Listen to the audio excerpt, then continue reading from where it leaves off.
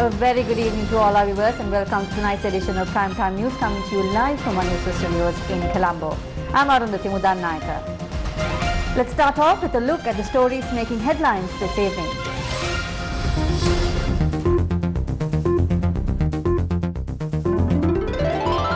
Travel restrictions extended till the 14th of June. Police use stickers to identify vehicles entering Colombo. Stern of the Express Pearl hits the ocean bed. Towing of the ship suspended. Cardinal takes legal action to safeguard rights of fishermen. Further delays possible in receiving second dose of AstraZeneca vaccine. Plans to produce the Sinovac vaccine in Sri Lanka.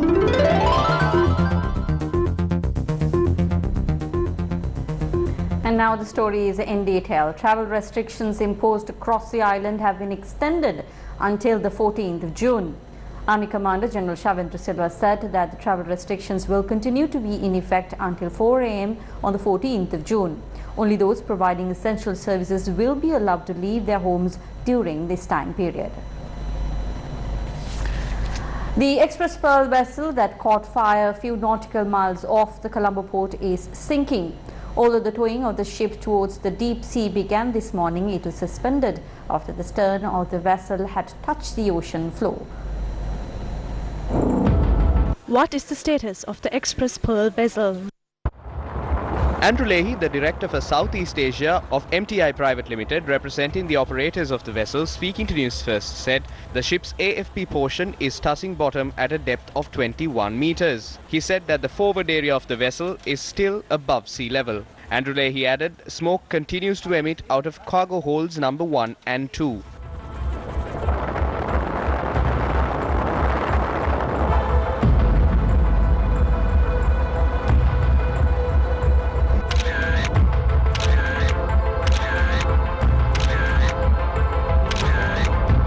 A team from the Sri Lanka Navy assisted in operations to tow the ship away from Sri Lankan waters. However, these efforts were suspended after the stern of the ship hit the ocean bed.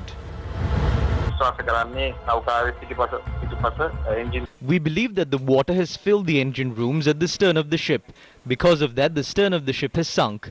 The salvage company, the merchant shipping secretariat and other relevant parties have been informed of the situation. The salvage company must take certain measures to prepare for any possible situation. In addition to this, a 9-member diving team of the Navy is also on standby to check the status of the ship if the necessity arises.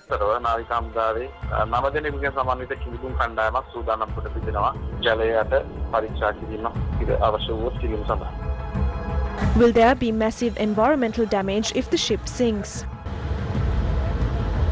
According to the Marine Environment Protection Authority, there is a risk of an oil spill occurring in the section of the ship that has sunk. The authority points out that if an oil spill occurs, the oil would wash ashore along the coast extending from Dikkovita to Negombo to Kapungada. Chairman of the MIPA, Attorney-at-Law Darshani Lahandapura, said the vessel contains around 278 tons of heavy fuel oil. There are two possible scenarios that can take place. Either the oil might be engulfed in the fire or the oil might remain. If the oil remains, we have taken the measure to contain it. We are ready to respond to any sort of oil spill and have already coordinated with all the relevant authorities. We will take all the relevant steps to reduce the damage caused to the environment in Sri Lanka.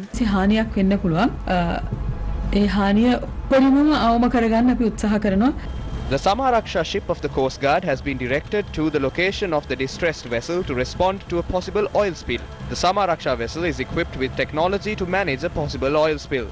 Initial investigations by the National Aquatic Resources Research and Development Agency or NARA suggest that the acid leak in the ship has not caused a change in the pH value of the sea. Director of NARA, Palita Kitsiri, said samples of soil from the vicinity of the distressed vessel have been collected.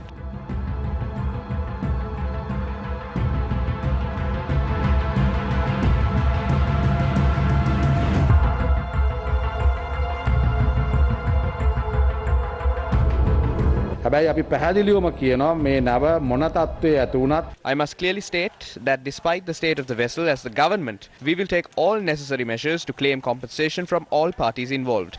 Our ministry has not yet received any notice of an oil spill taking place.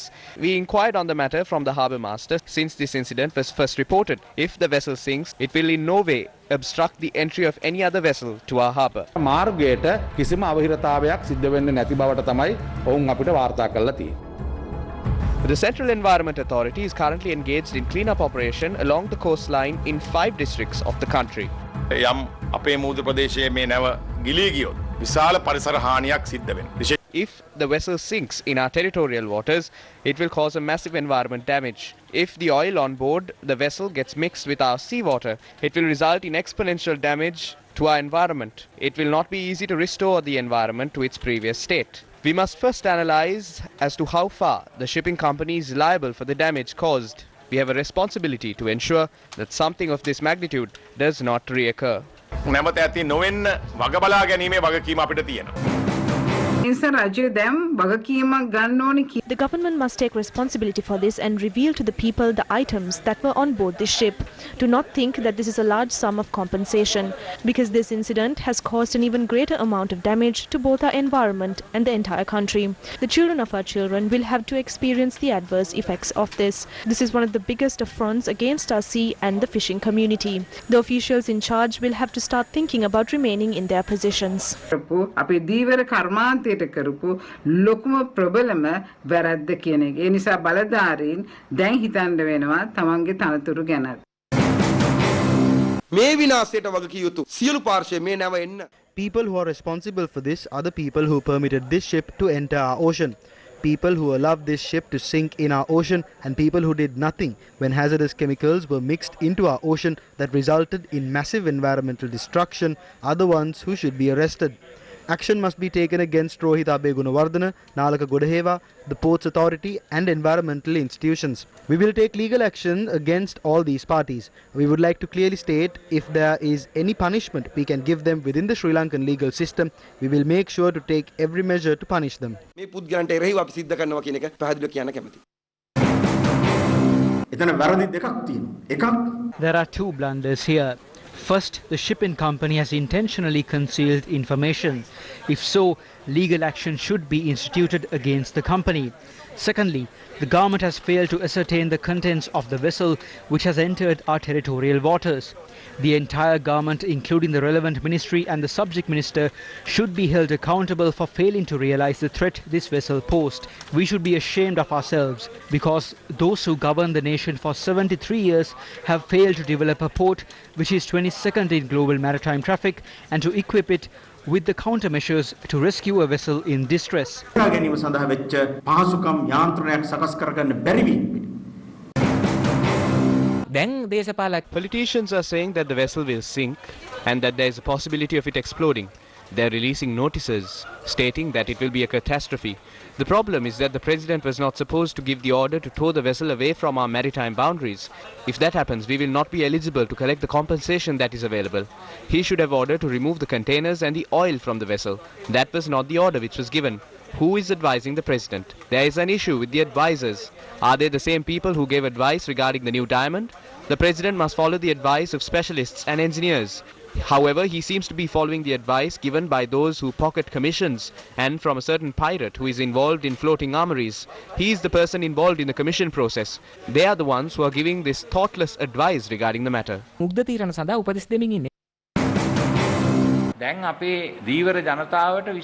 Fisher folk in the country have been impacted greatly at present. They have begun acting after the shoreline is ravaged and irreversible damage has been dealt to marine life. They are attempting to justify their actions as well. If the vessel sinks, the bunk oil will leak and the sea will be polluted, depriving our fishing communities of their livelihoods. I urge fishing organizations to unite and file a lawsuit against this company. I intend to lead that charge in the future. We do not want utopias. People do not have fertilizer. They do not have food to eat. Their modes of income have been disrupted. We do not have the financial means to import vaccines to inoculate our populace. We have resorted to seeking charity. At times, I feel this is a curse. Is there a conspiracy behind the Express Pearl blaze? We wonder if there is a conspiracy behind this. They sold the port city. Attempts are being made to lease prime lands in Colombo to foreigners through a newly established company. If that is the case, the same fate would befall on the shoreline from Colombo to Putlam and to Hikkadua. That is what is happening at Muthurajavela at present. If this shoreline is handed over to foreigners and is commercialized, how will our fishing communities live? If the ocean is destroyed and marine life is wiped out, entire mangrove systems would die. Breeding grounds of fish would be destroyed. Is there a conspiracy behind this? We have our reservations. Those who came into power claiming they will protect the nation have now put our country on a path of destruction. This is an agonizing realization. The hopes which sprung to life have now been killed. Where is the country headed? Who is governing the country? Who makes the decisions? That is still a blur. Stop this immediately. Development isn't selling our national resources. Selling national assets could be a menial task, but every country has their own self-esteem. All those in the political world should preserve it. Those who were vociferous and opposed the MCC when we took a stand against it are now doing something of a worse magnitude.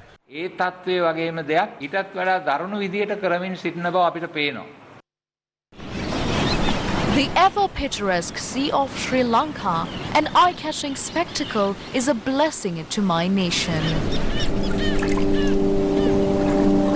Surrounding our mother with the protection of a father. The Sea of Sri Lanka.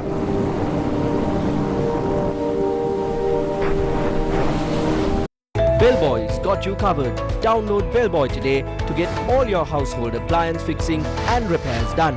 Now available on Android and iOS. President Gotabaya Rajapaksa has reiterated that the government will not allow the collapse of the economy even against the critical juncture the country is in. And the President highlighted the importance of carrying out essential services so as to ensure the daily lives of people are not disrupted. Meeting governors and district secretaries at the Presidential Secretariat this morning, the President instructed to continue the assistance rendered towards maintaining the economy without letting it collapse. විශේෂයෙන්ම මේ කාලය තුල ඔබතුමන්ලාගේ සක්‍රීය With the prevailing situation of the country, your active contribution to us is of utmost importance. Distribution of essential items and purchasing vegetables from farmers and distributing them is also important at a time where the country is under a lockdown. As soon as the decision was taken to lock down the country, I was clear that some activities in the country must be carried out. All activities pertaining to the agriculture sector must be carried out. All factories must be in operation. Otherwise, we will have to face a lot of problems.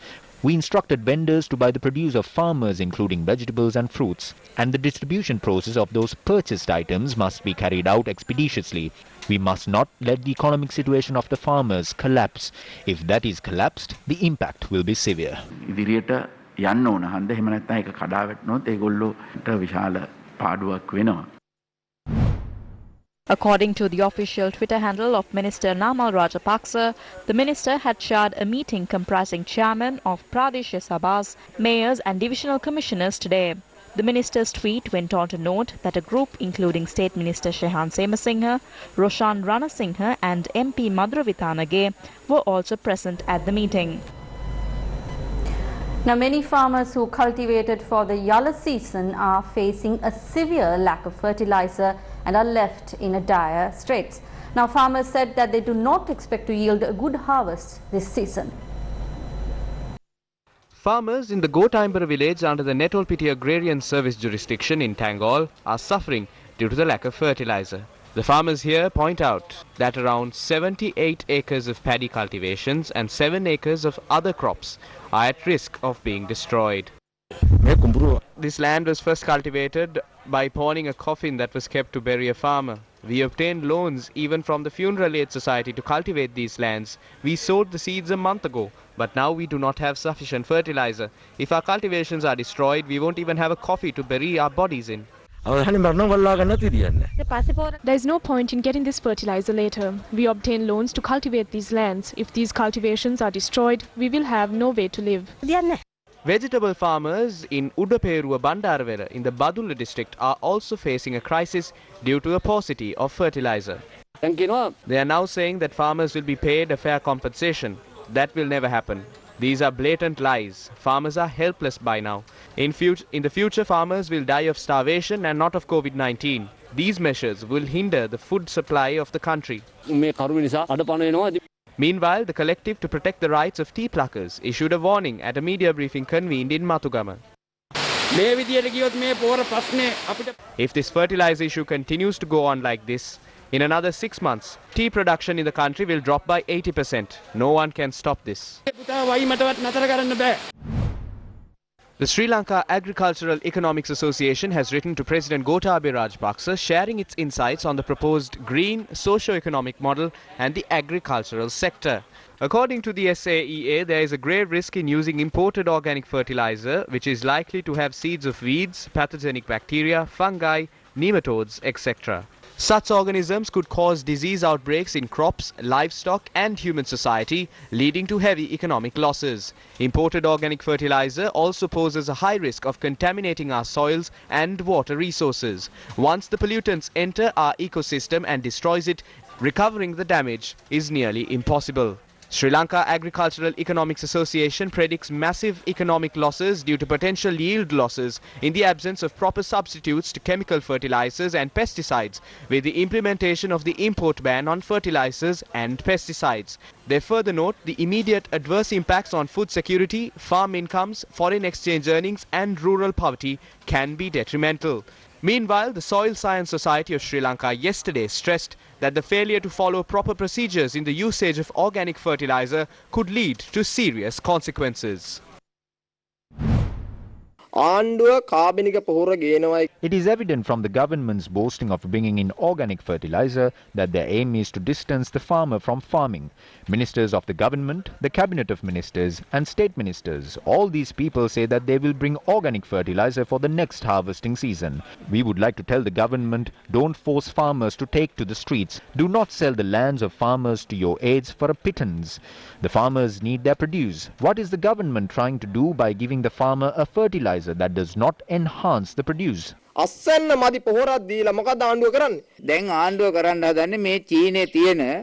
the government is trying to do is bring all the industrial waste from China, which includes chemicals and electronic waste. They handed this project over to their friends, just as they brought the MV Express Pearl vessel to Sri Lanka and destroyed the marine life around the country just to get compensation. The damage from bringing in these chemical waste as fertilizer would be 1,000 times more.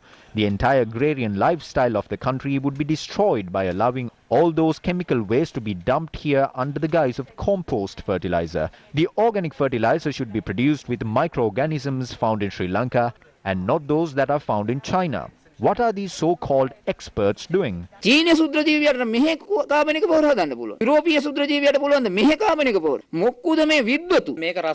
the same government that cannot supply sufficient chemical fertilizer be able to provide organic fertilizer? They cannot deceive the farmer with these lies. What will happen is that the farmer will end up on the street. You will see what will happen if the farmers take to the streets. While farmers continue to face a shortage of fertilizer, the government has recommended the issuance of 5,000 rupee payouts amidst the COVID-19 pandemic. The allowance was distributed among individuals whose livelihoods have been badly affected due to the travel restrictions at present. Who is entitled for the allowance? According to a directive issued by the Prime Minister's office, the 5,000 rupee allowance will be distributed in the following manner. Beneficiaries of the Elders Allowance, Farmers Pension, Fishermen's Pension and Samurdhi Allowance, which amounts to less than 5,000 rupees, will be offered payouts to cover the balance. If a family is entitled to several allowances, the highest allowance will be taken into consideration while distributing the 5,000 rupee payout. What will happen to families that receive Social Security allowances? Families that only receive any one of the allowances provided to those above the age of 100, the differently abled or kidney patients will be offered a payout of 3,000 rupees. Who will be entitled to the entire 5,000 rupee payout? Low-income earning families considered eligible for Samurdhi allowance, families with no means of income, and families on the waiting list for elders allowances, disability allowances, and kidney patients allowances will receive the full payout. Families that are chosen upon making appeals will also receive the same. Further, members residing at religious places of worship, elders' homes, children's homes and centres for the differently abled will be offered the allowance by considering 4 members as equivalent to a family. Families chosen by rural committees will also receive the payout. The 5,000 allowance was distributed under these criteria across the country today. However, many individuals had not been informed of the criteria based on the directives of the Prime Minister's office. Samurdhi beneficiaries in Kandana had arrived this morning anticipating the 5,000 rupee allowance.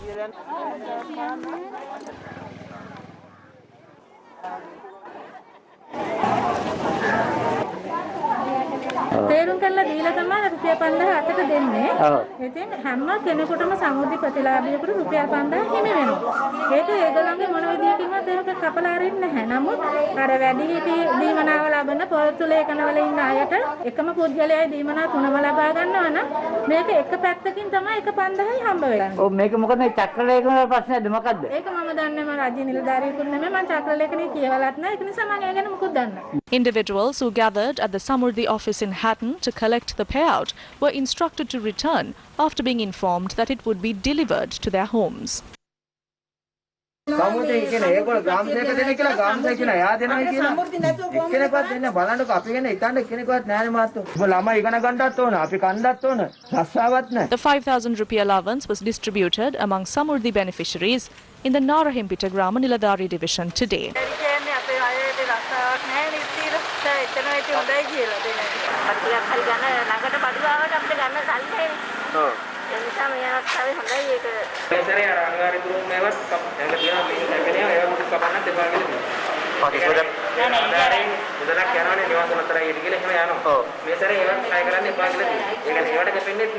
ආදායම අහිමි වූ කෙනා තේරීමේ බලය අපි We have allowed the process of choosing beneficiaries to take place in the respective areas. It is the committees in those areas that have been given powers to decide on the beneficiaries. Based on that, we will take steps to distribute the allowance with the approval of the divisional secretary. We cannot distribute it within a couple of days just as it was done in the past. We have to take the travel restrictions, the COVID-19 pandemic and the quarantine regulations into account. Accordingly, we will have to distribute the allowance across a span of few days. Therefore, any individual eligible for the allowance and is experiencing delays in receiving it should not be offended. තමන්ගේ දීමනාව දින කිහිපයක් ප්‍රමාද වුණා කියලා කිසිදු පසුතැවිල්ලකට ලක් වෙන්න එපා. Issuing a release, leader of the opposition Sajid Premadasa says the general people have lost the trust they had on all mechanisms run by the government. The release further adds that the contradictory programs carried out by the government has created a dire situation in the country. The leader of the opposition points out that the decision taken to ban the importation of fertilizer was politically motivated and that the government has not taken any action to uplift the livelihood of the fishing community who have been massively impacted at the moment. The release goes on to note that the young generation employed at garment factories, people living in flats in Colombo and plantation workers are also living in dire straits at the moment. The opposition leader in his release says against the current situation of the country, the government does not have a short-term, a mid-term or even a long-term plan to bring things back to normal. Meanwhile, the Janata Vimukti Peramuna made revelations regarding an alleged deal taking place amidst the COVID-19 pandemic. As of today, the Lavs Gas Company is making constant losses. All the assets the company owns is worth 39 billion. There are liabilities worth 38 billion. Once the debt is settled, there is nothing left. They made losses in both this year and last year. Against such a backdrop, the government issued a cabinet paper making 40% of the company available for sale. To whom was it done for? It is the Insurance Corporation. It will be purchased by the Insurance Fund. Bank of Ceylon is in debt worth 12 billion. The People's Bank is in debt of 10.1 billion. This is the plan set in place by Mr. Rajapaksa to save their aides by purchasing 40% of the Lavs Gas Company, which has taken loans worth 22 billion from both these banks. Both voting and non-voting shares of the Lavs Company were sold for 25%. Why was it done? It is to portray an increased worth in assets. This deal is done for a commission worth 1 billion. That is why the Prime Minister and Minister Bandulu Gunawardena brought forward this cabinet paper. This is an attempt carried out by racketeers to rob public funds. When looking into this deal, we can see many people who have close relations with each other, and the former managing director of Litrogas, Kuda Balage, is now a member of the board of directors of the Laughs Gas Company. This is how these close associates are carrying out this racket. කුඩාබාලගේ මහත්තයා දැන් laugh gas සමාගමේ අධ්‍යක්ෂක මණ්ඩල සමාජිකයෙක්. මේ තමයි ඔක්කොම යාළුකෝකට එකතු වෙලා මේ ජාවාරම කරන ආකාරය. Now, News First has continuously reported on moves that are underway to sell valuable properties for investments projects under entity named Selendiva Investments that was set up on the 3rd of July last year. Now, a cabinet paper submitted last month has revealed the fate that would befall on public assets in the country. According to the cabinet paper tabled in May, the Urban Development Authority will not be able to exercise its full powers under its act. The cabinet paper proposes to vest real estate properties with the Urban Development Authority for development projects, after which Selendiva Investments would lease them out on commercial terms. The primary objective of establishing Selendiva Investments was to restructure state-owned public enterprises such as Canville Holdings, Hotel Developers and Hotel Colombo. However, the latest cabinet paper has proposed to set up an investment portfolio named Heritage Square, comprising valuable properties in Colombo Fort. The Grand Oriental Hotel and York Building, set up on a land spanning 1.57 acres, the 0.75-acre Gafoor Building, the 1.5-acre Foreign Ministry Building and the 0.81-acre Postal Headquarters have been brought under this portfolio. The name Heritage Square, which has been given to this investment portfolio, highlights the importance of these assets. Moves are afoot to clear out valuable properties in Colombo and to annex them to the port city. The government must explain why they had set up an entity named Selendiva Investments when the existing Urban Development Authority has the legal right to lease out these properties. They have set up entities under the new company as well. The moves that have been taken to set up this company indicates that these properties will be sacrificed to investors within a short period, without oversight from Parliament, the Auditor General or parliamentary committees. In future, they will be able to clear properties of archaeological value and sell them off as well. This creates space for that. The rulers of this country have given out that signal by now. They claim that they are patriots by bowing to the ground and beating their chests. But they are not true patriots. Neither do they care about the country nor the people. These incidents have shown the people that those governing the country don't have any form of understanding about its value. During a media briefing yesterday, the Director General of the Urban Development Authority said that the proposed project on the land that houses the girls' hostel of the Colombo University along Muttaya Road in Colombo 2 would be called off. However, News First has learnt that the Urban Development Authority has once again proposed to shift the hostel to a housing complex along Kalinga Place in Narahempita. The housing complex has been constructed by the Urban Development Authority for families living in slums. 3,306 COVID-19 cases were reported from the country today, increasing the total COVID-19 case load to 192,547. 43 COVID-19 deaths were reported yesterday, the 1st of June, increasing total deaths in the country to 1,527. How will COVID vaccine doses be received? State Minister Professor Channa Jayasumana said that 10 million doses of the Sinopharm vaccine would be received within the coming 10 days. An agreement has been reached with the Russian company to obtain 14 million Sputnik vaccines. 400,000 doses of the American Pfizer vaccine is to be received in July. The government has made plans to manufacture the Chinese Sinovac vaccine, which has been approved by the WHO for emergency use within the country. What will happen to the second dose of the AstraZeneca vaccine? There are several other companies that manufacture the same AstraZeneca vaccine, like in the UK and South Korea. We have made an official request from all these companies requesting for the vaccine. However, a favorable response has not been received thus far. Countries such as the USA and the United Kingdom have vaccines 4 times their population. Our diplomats have been in contact with those countries. It is too soon to say anything about it at this point. Private companies have vaccines. Dubai, Abu Dhabi, Sharjah, Canada, France and Australia have come forward to provide us with vaccines. Some companies are engaged in plywood businesses. Some other companies are in the logistics business. Some provide logistics services. There is a black market for vaccines in the world right now. We will only be able to purchase this only through the right paperwork and only after confirming the quality. I believe we will receive a favorable response in a few weeks.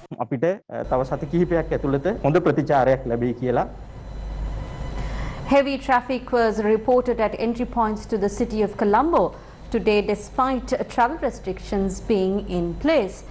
Now, a special sticker valid for a period of 1 day was issued to vehicles entering Colombo pursuant to inspections by the police.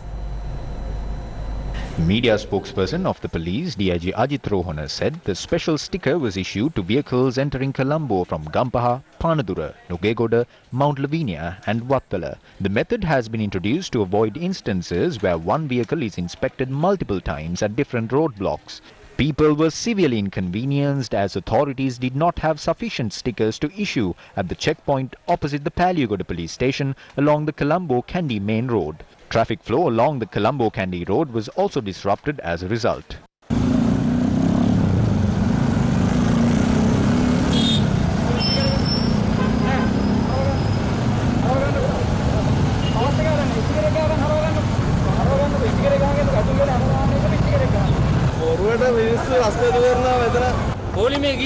ගිහිල්ල වල අතෙන්ට ගිහිල්ල ඇවිල්ලා එතනින් හරවල එවනවා මෙහාට ආපහු sticker ගහන්න කියලා. Sticker ගහන්නකෝ දැන් කියන ස්ටිකර් ඉවරයි. මොකද්ද මේකේ තේරුම? වැඩක් නැහැ මේ මොකද්ද කිසි පිළිවෙලක් නැහැ. ඒක හයිවේ කියලා හැටි ගන්නවා ස්ටිකර් ගහන්න දෙනක් කොහේ හරි හයිවේ එක එක්සිට් වෙනාට. ඒ කාටවත් ස්ටිකර් ගහන්න දෙන්නේ අපි ගිහිල්ලා හරවල එනවා. ආවරෝ මෙතන ආයි ස්ටිකර් නැහැ. දැන් මම පැයකමාරක් වෙනවා. පස්සාවට යන්න ඉතියන්නේ. අපි දැන් මේ බැංකු නිලධාරීන් මේක හරියට ස්ටිකර් එක ගහන්න නැති හින්දා අපිට මේ දෙවෙනි පාර එන්න උනා. දැන් බැංකුව අරින්න ඕනේ අපිට. දැන් හරියට ඕගනයිස් කරලා නැහැ මේක. කිසි වැඩක්. පැහැදිලිව කියලා කම්පැනි වල ආයතන ප්‍රධානි දැනුවත් කරලා තියෙන ලේන්ක ඔක්කොමට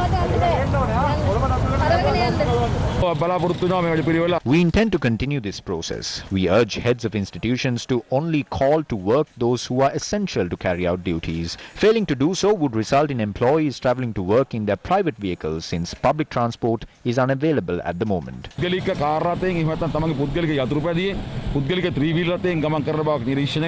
Vehicles were inspected at the roadblock set up in Panadura along the Gaul Road this morning. Steps were taken to turn back vehicles which did not have required authorization.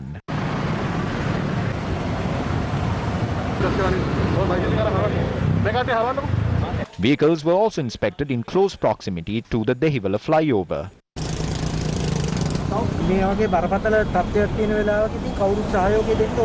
Vehicles entering Colombo from the high-level road were inspected in Nugegoda. Our cameras captured busy scenes at the Parliament roundabout and the Rajagiriya junction this morning.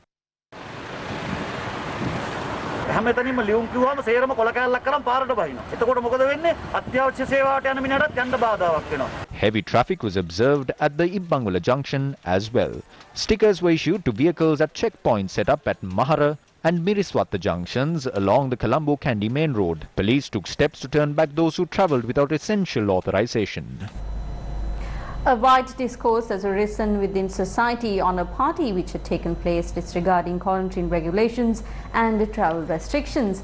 Makeup artist Chandrimal Jayasinghe and actress Piyumi Hansamali are at the centre of the matter for allegedly being present at the said party. The driver of the vehicle who transported them after the duo was granted bail was arrested earlier today for a traffic violation.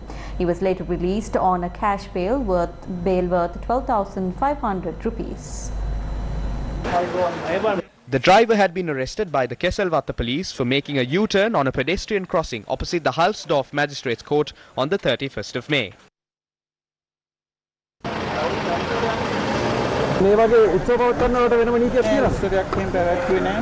එතකොට මේ උපන්දින සාධයක් කරේ කවුද? නෑ එහෙම නෑ අපි කාමරයක් අරගෙන හිටියා ඒක සාරේ කිස්තරෙක් විතර සහභාගී වෙලා තියෙනවා කියලා. නෑ අද උගලන්ට බලා ගන්න පුළුවන් කීයේ සහභාගී වෙනවා. ඔයගොල්ලෝ තමයි ගොඩාක් ඔයගොල්ලෝ එක මගේ කිසි තරන්නේ ඔයගොල්ලෝ මාධ්‍ය සංදර්ශන කරලා ඕන දෙයක් ඔයගොල්ලන්ට ලබා ගන්න පුළුවන්. මම කුඩු විකුණලා නැහැ. මිනි මාරලා නැහැ. දේශපාලන කාගේ හයියද ඔබතුමාලා මෙහෙම කරේ. දැන් විරෝධයෙන් නීති රීති කිසිදාක ඔබතුමාලා බලන්න හයියක් තියනවා නම් අපි උසාවියට යන්නෙත් නැහැ. මෙහෙම පොලිසියට එන්නෙත් නැහැ. එහෙම බොරු දේවල් භාවිත කරන්න එපා.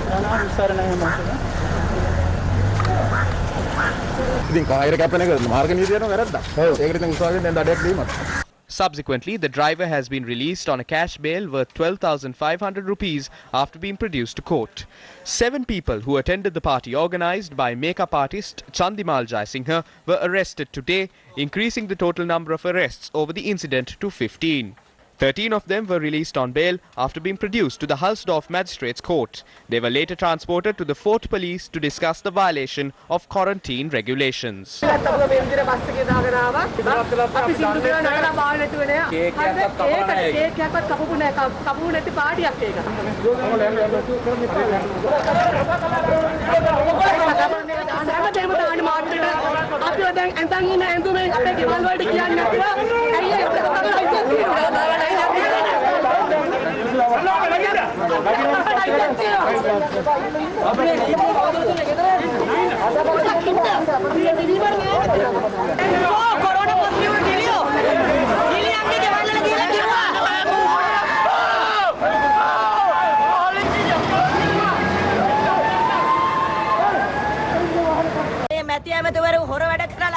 hospital වල ඇඩ්මිට් වෙනවා මේ ළමයා චන්දිමාල් ජයසිංහගේ පින්තූර ගත්ත එකට මේ ළමයාව ඇරස්ට් කරලා තියෙනවා මේවා පිටිපස්ස ඉන්න හැම කෙනෙකුටම හෙන ගහනවා මොකද මේ ළමයාට නැගිට ගන්නවත් බෑ අපි මිනිමල්ලා කාගේවත් සල්ලි හොරකම් කරලා ළමයි දූෂණය කරලා අපිට අඳුන්නේ මංකොල කාලා නෙමෙයි මේවා හරිම අසාධාරණයි අපි කියන ජනාධිපතිතුමනි අපි ඔයගොල්ලන්ට ඡන්දෙ දුන්නා නමුත් මේ රට දැන් පාලනය කරන්නේ කුඩුකාරයන්ට ඕන විදිහට මේ රට පාලනය කරන්න දෙන්න එපා හරි අපි වැරදි නිරෝධායනය කොරෝනා කාලෙදි පාටි කරා අපි වැරදි. එතන 10 දෙනෙක් 15 දෙනෙක් පාටියක් පාටි කරේ නැහැ. කේක් එකවත් කපන්න හම්බුනේ නැහැ වගකීමෙන් කියනවා. බලමු මේ නීතිය කාට හැමෝටම එකයි මේක කොහෙන්ද හරියට ජනාධිපතිතුමනි හරිම කාරුණිකව ඉල්ලනවා මොකද හරිම හිතට වේදනාවයි හොටෙල් එකෙන් අහනවා ඇයි ඔයගොල්ලෝ බාරගත්තේ මේක චන්දිමාන්ට කිව්වේ ඇයි 10ක් 15ක් ගේන්න කියලා. And with that, we wrap up tonight's edition of Primetime News. Thank you very much for joining us. For the Newsfirst team, I'm Arundhati Mudannaika together with our interpreter this evening, Brian De Cruz. Good night.